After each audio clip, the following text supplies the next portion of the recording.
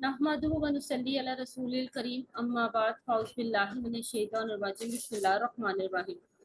या अय्युहल्लज़ीना आमनू, ए लोगो जो ईमान लाए हो, ला ताकुलू, ना तुम सब खाओ, अमवालकुम, अपने माल, बैनकुम, आपस में, बिल बातिल, बातिल तरीके से। अच्छा, ये रिवीजन से पहले मैं आपको थोड़ा सा बताता जाऊं कि पीछे हमने जो है वरासत के कुछ मसाइल डिस्कस किए थे, और उसमें मैंने आपको जो है वो एक कुछ जो है ना पीडीएफ पर चार्ट भी बना के दिया था।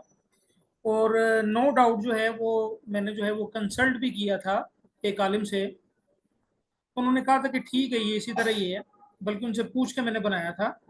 तो आज कॉलेज में एक स्टूडेंट मेरे पास आया, वो दरस निज़ामी भी कर रहा है। तो मैंने उससे वैसे ही पूछ लिया कि भाई आजकल क्या पढ़ रहे हो। वो कह रहे सर मैं 8वीं जमात का तालिब इल्म हूँ, दरस निज़ामी का आखिरी क्लास होती है। और कहने लगे सर मैं बुखारी पढ़ रहा हूँ और विरासत के मसाइल आजकल पढ़ रहा हूँ। तो मैंने उसको जो है ना वो टेबल उसको दिखाया, तो उसने उसमें से ना कुछ गलतियाँ निशानदेही की, गलतियों की। तो खैर मैंने वो कुछ करेक्शन कर ली, बाकी टेबल मैंने उसको दे दिया। मैंने कहा यार इसी इसकी जो गलती है ना ये जरा ठीक करके मुझे दे दो। तो अगर आपके पास वो टेबल मौजूद है जिन जो मैंने शेयर किया था, उसको डिस्कार्ड कर दें, उसको डिलीट कर दें। ठीक है, इंशाल्लाह एक आध दिन तक जो है ना मैं आपको वो नया टेबल जो वो स्टूडेंट बना के लाएगा, वो इंशाल्लाह उसके मुताबिक मैं आपको जो है वो डिलीवर कर दूंगा। और उसने मुझे बताया कि सर ये देखें यहाँ पर ये मिस्टेक हुई, यहाँ पर ये मिस्टेक हुई है।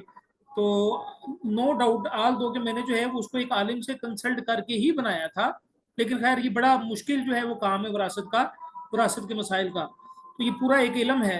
तो खैर उसने मुझे बताया, तो उसको इंशाल्लाह करेक्शन करके ना मैं आप लोगों के साथ शेयर कर दूंगा।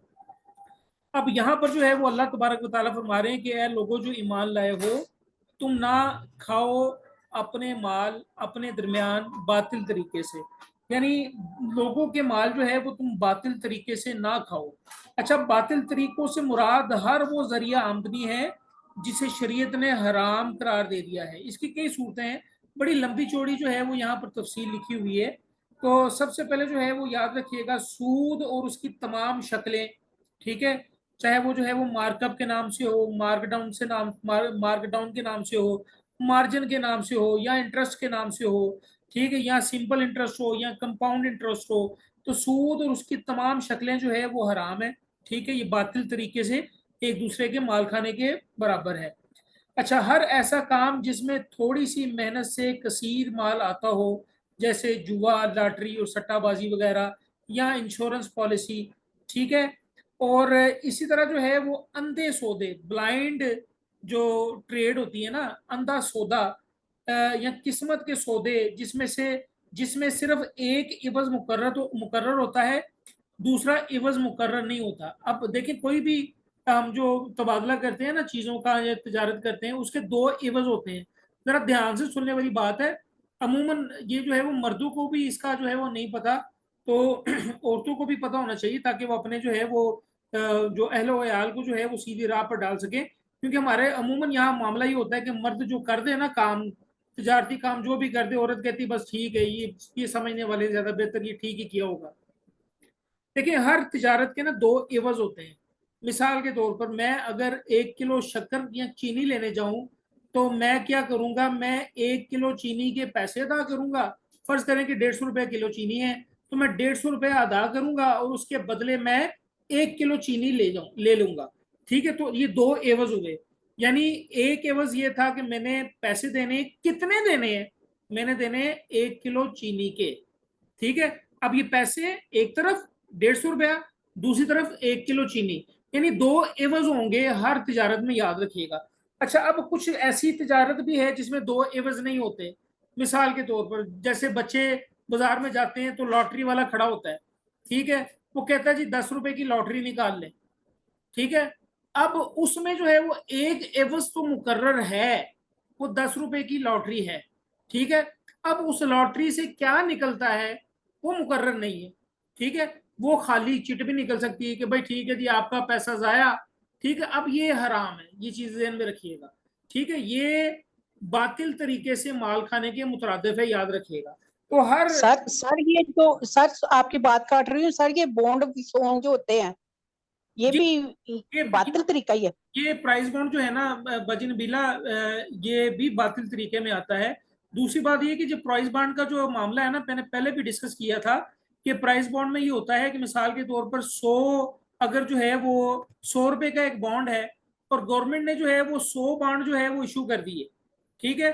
अगर आप इसकी कैलकुलेशन करें ना, तो 100 रुपए का एक बॉन्ड है, ये गवर्नमेंट ने 1000 बॉन्ड इशू कर दिए, तो गवर्नमेंट के पास जो है वो 1 लाख रुपए आ गया, ठीक है। अब गवर्नमेंट जो है वो उस 1 लाख से जो है वो सूद कमाती है, और सूद ही के कुछ पैसे से गवर्नमेंट जो है वो अनाउंस कर देती है कि भाई इसका इतना जो है वो जो है वो इनाम, पहला इनाम इतना, दूसरा इनाम इतना, तीसरा इनाम इतना, और बाकियों के उनको 100-100 रुपए वापस मिल जाता है। बहरहाल ये भी वो ऐसी तजारत है, ऐसा काम है जिसमें एक एवज तो मुकर्रर है, लेकिन दूसरा एवज ब्लाइंड है, अंधा है।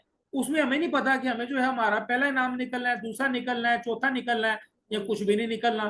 तो खैर ये 2 एवज मुकर्रर होने चाहिए, ठीक है। तो ये प्राइस बॉन्ड जो है इस्लाम में जायज नहीं, याद रखिएगा। अच्छा, एक और जो है, हर वो लेन देन जिसमें किसी एक फरीक का फायदा हो, यानी किसी एक फरीक का फायदा यकीनी हो और दूसरे को खा फायदा हो या नुकसान हो, ठीक है। तो जैसे कि सूद और सूदी मामलात में ऐसा होता है कि एक फरीक को जो है वो फायदा होता है, दूसरे को फायदा हो या नुकसान हो, हमें इससे कोई कंसर्न नहीं है, तो ये भी बातिल तरीके से माल खाना है। अच्छा, इसके अलावा जो है वो किताबुल्लाह में तहरीफ और तावील करके गलत फतवों से माल बटोरना, ये भी बातिल तरीके से माल खाना है। यानी अल्लाह की किताब की जो है वो गलत तवील कर दी, फतवा गलत दे के, मौलवी ने, उसको पता है कि असल मसला क्या है, लेकिन गलत फतवा दे के माल बटोर लिया, ये भी गलत जो है वो बातिल तरीके से माल खाना है। जैसे सर एक और बात सर, जी सर मैं बताइए। आपकी बात काट रही हूँ फिर। सर ये जो आजकल का जो दौर जा रहा है, ये जो लोग लेन देन करते हैं, जी हमने इनको इतना दिया, उन्होंने हमको इतना नहीं दिया, ये भी बातिल तरीके से फिर सारा आएगा। नहीं, क्या मतलब, मुझे आपकी बात ये समझ नहीं आई कि हमने उनको इतना दिया, सर उन्होंने सर इतना। सर जो लेन देन करते हैं, सर हाँ, जो देते हैं तो उनका माइंड होता है कि ये हमें डबल करके दें, अच्छा।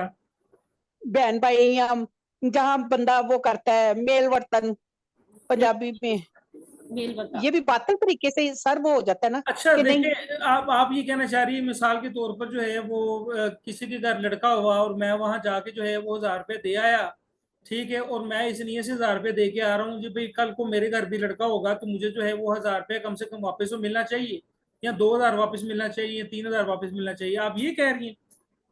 हाँ जी सर, अगर लड़का ना भी होए तो फिर भी होती है कि ऐसी दे के आए हैं, हाँ, वापस आना चाहिए। देखिए, बात बात ये है कि आप, ये नीयत गलत है।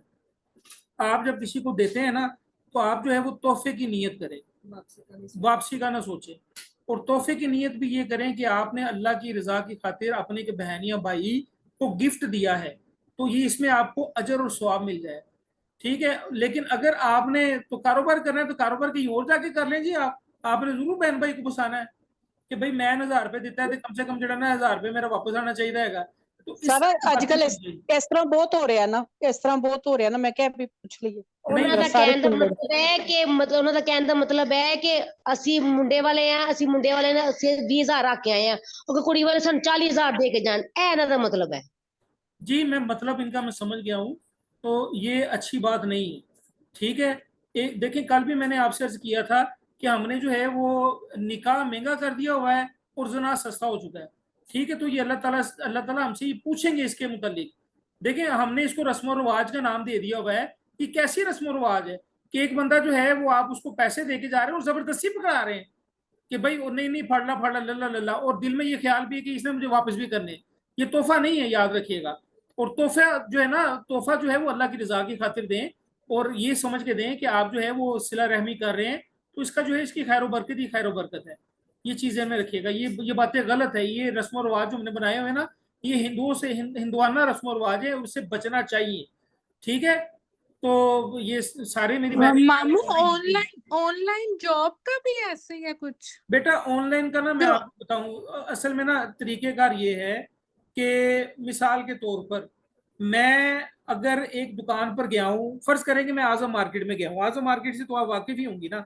आजम मार्केट में गया हूँ, मुझे वहां जो है ना एक ढेर, थानों का ढेर लगा हुआ था, ठीक है, वो मुझे पसंद आ गया और मैंने सौदा कर लिया दुकानदार से, भाई ये 1 लाख का सौदा हो गया तुम्हारा मेरा।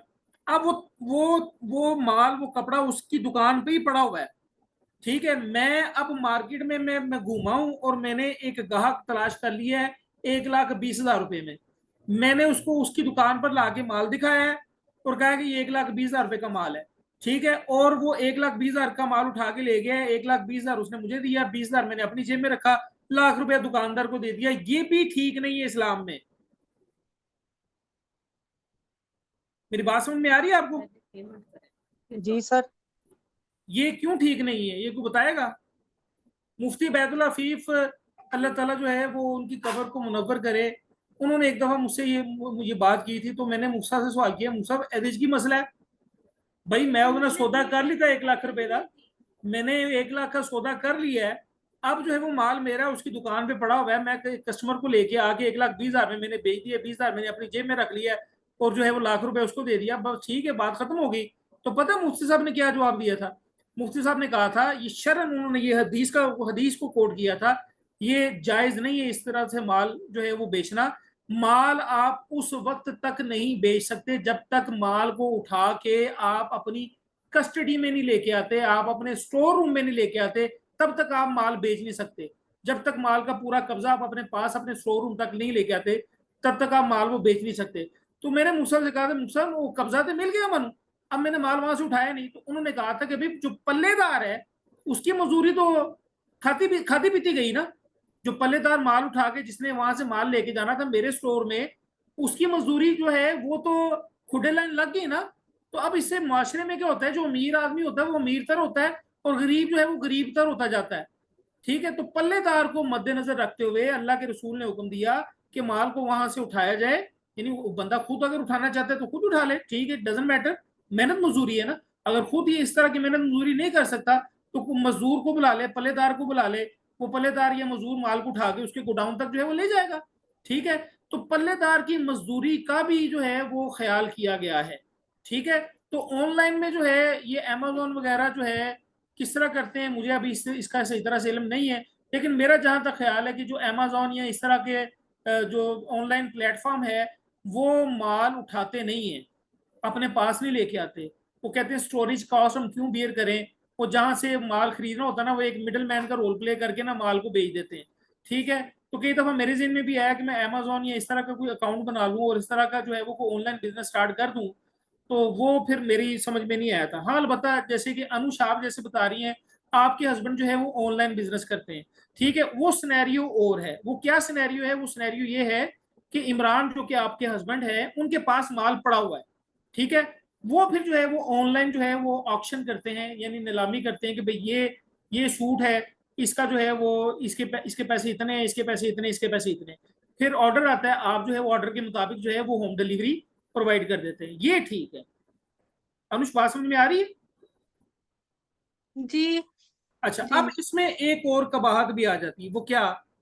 इसमें एक कबाहत ये आ जाती है, मिसाल के तौर पर ये जो खुसूसन ये जो कपड़े का काम करते हैं ना, खुदा के लिए इस पर थोड़ा सा गौर करें। हमारी भी माएँ हैं, हमारी भी बहनें हैं, हमारी भी बेटी हैं। हमने औरत को प्रोडक्ट बना लिया है।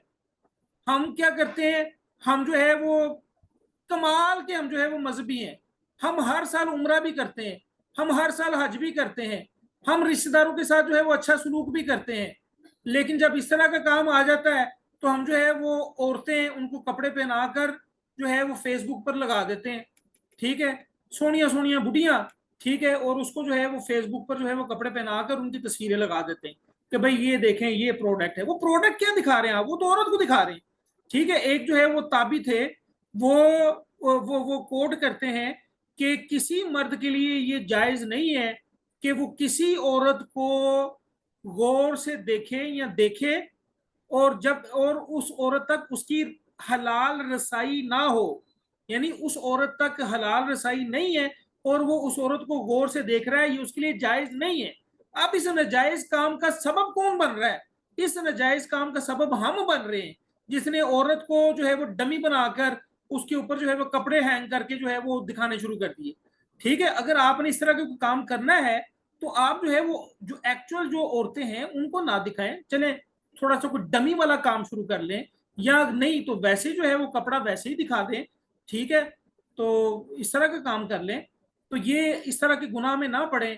ये गुनाह या लज्जत है, यानी ऐसा गुनाह जिसकी पूछ होनी है और जिसका हमें मजा भी नहीं आना, गुनाह किया मजा सर भी नहीं आया सर और कुछ सर भी सॉरी सर, आपका मतलब है डमी रख ले, वैसे पिक्चर ना लगाए औरत की, हाँ, औरत ये की मतलब पिक्चर, है? नहीं मामू, देखें वो पिक्चर एक ब्रांड ने जो लगाई हुई है, अगर वो ब्रांड की पिक्चर उठा के अपने पेज पे नहीं लगा सकते? किसकी पिक्चर? ब्रांड की, एक ब्रांड है कोई, ब्रांड की उसने पिक्चर एक जो, बेटा ब्रांड की पिक्चर में अगर वो लड़की है तो आप भी जो हाँ है जी उसकी यही है। शेयरिंग का, आप भी उसकी शेयरिंग का सबब बन रहे हैं ना अच्छा जी, बेटा। एक बार होता ही ऐसे ही है हाँ कि बेटा हम एक, तस्वीरें जी वही उठाते हैं जी। हाँ, ये एक बात ध्यान में रख लें, जो रिस्के हलाल है ना, उसके असरात जो है वो 7 नस्लों तक जाते हैं। और कहते हैं कि जो रिस्के हराम है ना, उसके असरात भी 7 नस्लों तक जाते हैं। ठीक है, तो ये बच्चे इससे, थोड़ी सी दुनिया, थोड़ी देर के लिए हम दुनिया में आए हैं, कम से कम अपने बच्चों को जो है वो रिस्के हलाल हम खिला दें। ठीक है, और जिन चीज़ों से अल्लाह के रसूल ने मना किया है, अल्लाह ने मना किया है, ठीक है, उनसे बच जाएं। तो कोशिश करें, ये आप लोग औरतों के हाथ में सारा कुछ होता है। औरतें कहें अपने मर्दों को तो ऐसा रुक जाती हैं, ठीक है, अपने बेटों को कहें रुक जाती हैं। मैंने देखा है ना, हमारे ही रिलेटिव्स हैं, अब मैं नाम किसी का नहीं लेता, वो ऐसे मैं उनकी देखता हूँ, व्हाट्सएप स्टेटस देखता हूँ, फेसबुक पे उनके पेज देखता हूँ, और मुझे बड़ा दिली दुख मिलता है कि यार ये क्या हो रहा है। अब डायरेक्टली उनको अगर मैं बात करूं तो वो नाराज भी हो जाएंगे, चले इसी बहाने जो है वो बात भी हो गई है, और सबको पता है कि मैं किन किन के मुतालिक बात कर रहा हूँ। ठीक है, तो आगे चलते हैं हम। एक क्वेश्चन है, वैसे तो कहते हैं कि डमी की कमाई हराम है, अगर तो उसका फेस नहीं है, खाली बॉडी है, तो वो भी हराम में ही आएगा कि मतलब वो कर नहीं सकते हैं बेटा, उसमें? देखें डमी जो है ना, डमी को इस तरह की होनी चाहिए जिसमें जो है उसका कोई फेशियल एक्सप्रेशन ना हो। ठीक है, इस तरह की डमी बना ले। ठीक है, लेकिन अगर हम देखें बेटा, अगर सेफ साइड पर हम जाए ना, सेफ साइड पर, तो ज्यादा बड़ा गुनाह कौन सा है? जहां ऑप्शन हो ना, एक बहुत बड़ा गुनाह है, एक छोटा गुनाह है, तो बड़े गुनाह को तो छोड़ देना हम। ठीक है, हाँ जी। तो डमी की बात आपकी ठीक है कि वो डमी नहीं बनानी चाहिए, वो मूर्ति है, लेकिन वो जो मूर्ति जो बनाने वाली है ना, वो मना है प्रस्तिश के लिए। ठीक है, जी। इवन कि आप जो है ना, वो जो तस्वीर लगा हुआ कपड़ा है ना, वो आप घर में जमीन पर भी बिछा सकते हैं, वो कोई उसमें ऐसी इशू वाली बात नहीं है। ठीक है, हाँ, अलबत्ता जी। अगर आप उसको हैंग करते हैं किसी जगह पर, तो दैट इज अलार्मिंग, वो हैंग नहीं करना चाहिए। जैसे गुरबा से रहते तो घर में ये थे तो पर्दा लटकाया हुआ था उन्होंने। उस पर तस्वीर थी कोई? हाँ जी, तो हाँ उन्होंने कहा था कि इसको उतार के ना जमीन पे बिछा। हाँ, तो ये नादिश की भी आपने बात सुनी, कि मैंने भी इस तरह की सुनी हुई है कि एक पर्दे पर तस्वीर लगी हुई थी, नबी सल्लल्लाहु अलैहि वसल्लम घर में दाखिल हुए तो नबी सल्लल्लाहु अलैहि वसल्लम ने फरमाया था कि इस पर्दे को उतार के जो है वो जमीन पर बिछा दो, यानी उसकी तकरीम ना हो तस्वीर की। तो खैर, ये सारी चीजें हैं, कम से कम इतना तो बचें कि जो सोनिया सोनिया कुड़ियां जो अट्रैक्ट करती हैं मर्दों को, अब वो मर्द जो है वो कपड़े कम देखते हैं, औरतें ज्यादा देखते हैं। जब औरतें ज्यादा देखेंगे तो उनको जो स्वाब मिलेगा औरत देखने का, वो स्वाब, उस स्वाब में आप लोग भी हिस्सेदार बन जाएंगे। ठीक है, स्वाब से मुराद जो है वो गुनाह है। ठीक है, अच्छा आगे चलते हैं। तो अल्लाह तबारक व तआला यहाँ फरमा रहे हैं कि आपने जो है ईमान वालों, अपने एक दूसरे के माल जो है वो बातिल तरीके से ना खाओ। हाँ, अलबत्ता क्या है? इल्ला अन, मगर ये कि तकूना हो तिजारतन, तिजारत अन तराजिन, बाहमी रजामंदी से, मिनकुम तुम्हारी तरफ से। वला तख्तुलू, और ना तुम सब कत्ल करो, अनफुसकुम, अपने आप को, इन्नल्लाह, बेशक अल्लाह ताला, काना है बिकुम, तुम पर, रहीमा, बड़ा मेहरबान रहम करने वाला। अच्छा देखें, अभी ये तिजारत की बात चल रही है कि बातिल तरीके से माल ना खाओ। ठीक है, एक दूसरे के, अब मगर ये है कि तिजारत हो, आपस में तिजारत कर लो बाहमी रजामंदी से, तो फिर एक दूसरे का माल खा सकते हो। मुराद ये कि तिजारत के एवज जो है वो एक दूसरे का माल जो है वो तुम ले सकते हो। और तिजारत के बारे में भी कहा है कि नबी सल्लल्लाहु अलैहि वसल्लम ने फरमाया कि बाय और मुश्तरी, बाय जो है ना वो बेचने वाला, और मुश्तरी खरीदने वाला, सिर्फ इसी हाल में जुदा हो कि वो एक दूसरे से राजी हो। ठीक है, इल्ला अन तकूना तजारतन अंतराजी, अंतराजिन के बाहमी रजामंदी, यानी एक दूसरे से राजी हो, यानी जो भी लेना लेना देना है वो तय हो। ठीक है, और नबी अलैहिस्सलातु वस्सलाम ने फरमाया कि अल्लाह अल्लाह 4 किस्म के आदमियों से दुश्मनी रखता है। गौर से सुनने वाली बात है, निसाई की हदीस है। अल्लाह 4 किस्म के आदमियों से दुश्मनी रखता है। एक वो जो कस्में खाकर सौदाबाजी करता हो, कस्में खाकर सौदाबाजी करता हो, अल्लाह उससे दुश्मनी रखता है। ठीक है, दूसरा मुख्ताज, जो अकड़बाज हो, यानी जरूरतमंद भी हो लेकिन उसमें अकड़ भी हो। ठीक है, तीसरा बूढ़ा आदमी जो जना करे, और चौथा जुल्म करने वाले हाकिम से भी अल्लाह ताला दुश्मनी रखता है। अच्छा, एक बड़ी प्यारी हदीस है कि एक दफा आप सल्लल्लाहु अलैहि वसल्लम बाजार तशरीफ ले गए और वहां एक तोलने वाला कोई जिन्स तोल रहा था, यानी कोई चीज तोल रहा था। तो आप देखें नबी अलैहिस्सलातु वस्सलाम ने कैसी बात फरमाई। तो उसे देखकर आप सल्लल्लाहु अलैहि वसल्लम ने फरमाया, तोल और कुछ झुकता तोल। हम कहते हैं ना कि भाई किलो के बदले किलो पूरा हो गया, नहीं, नबी सल्लल्लाहु अलैहि वसल्लम ने क्या फरमाया, तोल और कुछ झुकता तोल, यानी थोड़ा सा ज्यादा दे दो, ठीक है। तो हम कहते हैं कि थोड़ा सा कम करते हैं, हाँ, ज्यादा ना हो। हम कहते हैं थोड़ा सा कम कर दें, ज्यादा ना हो, लेकिन एटलीस्ट बराबर तो करें। लेकिन नबी सल्लल्लाहु अलैहि वसल्लम की हदीस है कि तोल और कुछ झुकता तोल, ठीक है। एक जो है ना वो मोटिवेशनल स्पीकर भी कह रहे थे ना, मैंने सुना था कि जो है ना वो केले जो है वो दर्जन दे रहे थे कि पता नहीं जो है ना वो किन्नू दर्जन दे रहे थे। तो दर्जन की बजाय ना वो 12 की बजाय ना 14 किन्नू देते जा रहे थे। वो जो दुकानदार है ना 12 की बजाय 14 किन्नू दे रहा था। तो उससे पूछा, भाई भाई दर्जन में तो 12 होते हैं? कहना नहीं, मेरे 14 ही होंगे। तो जब किसी को देना हो ना तो कोशिश करें कि थोड़ा सा ज्यादा दे दें, ठीक है।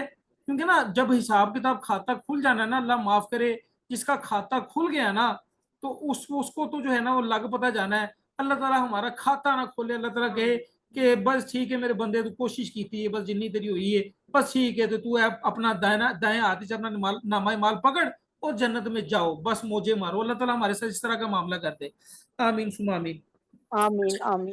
और फिर आगे फरमाया जा रहा है, वला तक्तुलू अनफुसकुम, और तुम कत्ल ना करो अपने आप को। देखिए इसके 3 मतलब है। एक मतलब ये कि ये जो पीछे विरासत, पीछे मसाइल हमें बयान किए गए दूसरे भी, और ये भी कि बातिल तरीके से माल ना खाओ। इसका मतलब ये है कि अगर तुम बातिल तरीके से माल खाओगे तो तुम अपने आप को बेसिकली कत्ल कर रहे हो, हलाक कर रहे हो। एक मतलब इसका ये है। दूसरा मतलब ये है वला तक्तुलू अनफुसकुम, कि एक दूसरे को कत्ल ना करो, यानी खून रेजी ना करो, ठीक है। तीसरा मतलब क्या है, वला तक्तुलू अनफुसकुम, कि तुम जो है वो खुदकुशी ना करो। ये तीनों मतलब इसके जायज है। लेकिन कॉन्टेक्चुअल पॉइंट ऑफ व्यू से, जो कॉन्टेक्स्ट हम पढ़ रहे हैं तिजारत के हवाले से, तो उसमें अल्लाह तबारक व तआला फरमा रहे हैं कि बातिल तरीके से एक दूसरे का माल ना खाओ, ठीक है। अगर इस तरह करोगे तो तुम जो है वो बेसिकली अपने आप को हलाक कर रहे हो। इसका मतलब ये हुआ, इन अल्लाह काना बिकुम रहीमा, बेशक अल्लाह ताला जो है बड़ा रहम मेहरबान है। मेहरबान क्यों है कि अल्लाह ताला ने हमें बता दिया, ठीक है, कि बातिल तरीके से माल नहीं खाना, ठीक है। ये यहाँ तक कि तिजारत में बाहमी रजामंदी हो। बाकी अगर कोई कमी बेशी है तो अल्लाह ताला जो है मेहरबानी करने वाला है। लेकिन कीप इन माइंड कि वो जो कमी बेशी है वो जानबूझ के नहीं होनी चाहिए, ठीक है। और बंदे को अगर पता चल जाए ना कि कमी बेशी है, जाहिर सी बात है सेकंड पार्टी भी इन्वॉल्व है, सेकंड पार्टी आपको बता देगी भाई आप कमी बेशी कर रहे हैं, तो उसी वक्त जो है उसका तोल पूरा कर दें। इंशाल्लाह अल्लाह ताला जो है मेहरबानी करने वाला है, ठीक है। और आगे अल्लाह ताला फरमा रहे, अगली आयत जो है ये बस पढ़ लेते हैं। वमन यफल, जो कोई करेगा जालिका ये उदवानन ज्यादती व जुल्मन, और जुल्म करते हुए, फसौफा पसंद करीब मुस्लिही, हम झोंक देंगे उसे, दाखिल करेंगे उसे नारन आग में। वकाना जालिका, और है ये अल्लाह अल्लाह ताला पर यसीरा आसान। अच्छा, अल्लाह तबारक व तआला फरमा रहे हैं कि जो ये करेगा, और किस तरह करेगा, जो ये करेगा ज्यादती के साथ और जुल्म के साथ, तो हम अनकरीब उसको जो है वो आग में डाल देंगे, ठीक है। और अल्लाह ताला पर ये आसान है, मुश्किल नहीं है। अल्लाह ताला बहुत मेहरबान है। अल्लाह ताला जो है वो हदीस में आता है कि 70 माओं से भी ज्यादा मोहब्बत करने वाला है बंदे के साथ। एक माँ जो है वो अपनी औलाद को कभी आग में झुलसता हुआ नहीं देख सकती, लेकिन अल्लाह तबारक व तआला यहाँ तंबी कर रहे हैं कि ये जो काम करेगा ना मैं उसको आग में डाल दूंगा। और अल्लाह पर ये मुश्किल नहीं है, क्योंकि अल्लाह बेनियाज है, अल्लाह की तो कोई कमजोरी नहीं है, अल्लाह पर ये आसान है। अच्छा, अब यहाँ जो मुराद जो है वो जुल्म और ज्यादती से क्या मुराद है? जुल्म और ज्यादती से मुराद ये है कि जो शख्स मासियत की नीयत से, गुनाह की नीयत से और अल्लाह के साथ तकब्बर करने की नीयत से अगर ये काम करेगा, उदवानम व जुल्मा से मुराद यहाँ पर ये है कि यानी मासियत अजराए मासियत, नाफरमानी, भाई ठीक है मैं नाफरमानी करना पे, बस ठीक है करना पे, ठीक है लोकी नहीं करते मेरे नाल, ठीक है। तो अदवानन और जुल्म के साथ ये काम करेगा तो अल्लाह ताला उसको अनकरीब आग में डाल देगा, और अल्लाह ताला पर ये आसान है। यहाँ पर जो है वो हम खत्म करते हैं आज का सेशन। और कोई आपका क्वेश्चन है तो आप कर लें, मैं आपको फिर बता दूं विरासत के जो असूल हमने डिस्कस किए थे और उसका एक टेबल मैंने आपको प्रोवाइड किया था, काइंडली उस टेबल को डिस्कार्ड कर दें डिलीट कर दें, अगर किसी ने प्रिंट लिया हुआ है तो फाड़ के फेंक दे। अनकरीब जो है वो मैं अपडेटेड जो है वो टेबल आपके साथ शेयर करूंगा इंशाअल्लाह अजीज। कोई क्वेश्चन है तो आप कर सकते हैं। जी मामू, आजकल वो बड़ा आ रहा है सोशल मीडिया पे कि जल्जिला आना है बड़ा ऐसे ना, बेटा तो ये जी तो जी, अल्लाह ही जान। हाँ जी, जी वो ठीक है, वो देखें जैसे प्रेडिक्शन होती है ना बारिश की, वो तो की जा सकती है, लेकिन जियोग्राफी हमें बताती है, जियोग्राफिकल साइंस हमें बताती है, जियो साइंस जो है, कि जल्जले की पेशन गोई नहीं की जा सकती। अब पता नहीं ये कैसे पेशन गोई कर रहे हैं, अल्लाह ही बेहतर जानता है। ठीक है, तो बहरहाल किसी वक्त भी कुछ भी हो सकता है, अल्लाह से खैर मांगे। जी। वो तो